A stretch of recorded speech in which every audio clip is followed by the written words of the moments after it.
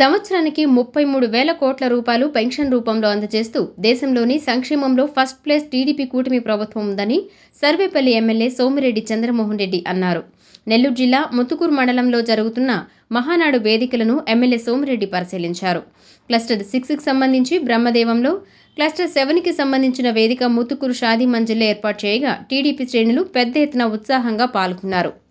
2 సమావేశాలలో పాల్గొన్న చంద్రమోహన్ రెడ్డి ఎన్టీఆర్ చిత్రపటానికి పూలమాల వేసి నివాళులు అర్పించారు. వర్చువల్గా జరుగుతున్న మహానాడు ప్రసారం తిలకించిన అనంతరం కేడర్కి పలు సూచనలు చేశారు. ఈ సందర్భంగా చంద్రమోహన్ రెడ్డి మీడియాతో మాట్లాడుతూ ప్రధాని మోదీ పొదుపు పిలుపుతో సీఎం చంద్రబాబు నాయుడు ఆదేశాలతో జరుగుతున్న వర్చువల్ మహానాడు విజయవంతంగా జరుగుతుందని, ఇంత పెద్ద స్థాయిలో దేశంలో ఏ రాజకీయ కార్యక్రమం జరిగి ఉండదని సోమిరెడ్డి చెప్పారు. ఈ కార్యక్రమంలో పలువురు టీడీపీ నాయకులు పాల్గొన్నారు. పార్టీ పుట్టిన తర్వాత మహానాడు చాలా వైభవంగా జరుగుతుంది. అయితే అన్ఫార్చునేట్లీ ఈ యుద్ధ పరిణామాల తర్వాత వర్చువల్ మహాసభ, వర్చువల్ మహానాడు నెల్లూరులో భారీగా సెంటర్ కిసాన్ ఎస్సీజెడ్లో నిర్ణయించి వేల బస్సులు, 6,000 బస్సులు, 1,000 కార్లు, ట్రక్కులు ప్లాన్ చేశారు.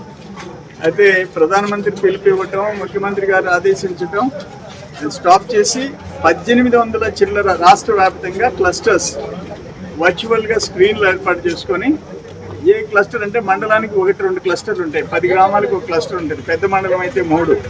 అట్లా ఇప్పుడు సర్వేపల్లికి 12 క్లస్టర్లు, 12 క్లస్టర్లో స్క్రీన్లు ఏర్పాటు చేసుకొని వర్చువల్గా వాళ్ళందరూ కూర్చొని చూసేటట్టుగా మంగళగిరిలో జరిగే 2 రోజులు 27, 28 సభలు వీళ్ళు తిలకించేటట్టుగా ఏర్పాటు చేశారు. బహుశా దేశంలో ఏ పార్టీ కూడా 1800 చిల్లర 60 దాదాపు 89, 60 ఐ థింక్ సో 1872 క్లస్టర్స్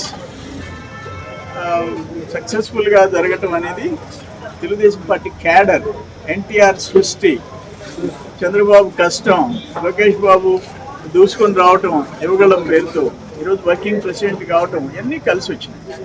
అందుకని దేశంలో స్ట్రాంగ్ క్యాడర్ ఉండే పార్టీ ఏంటంటే మహానాడు.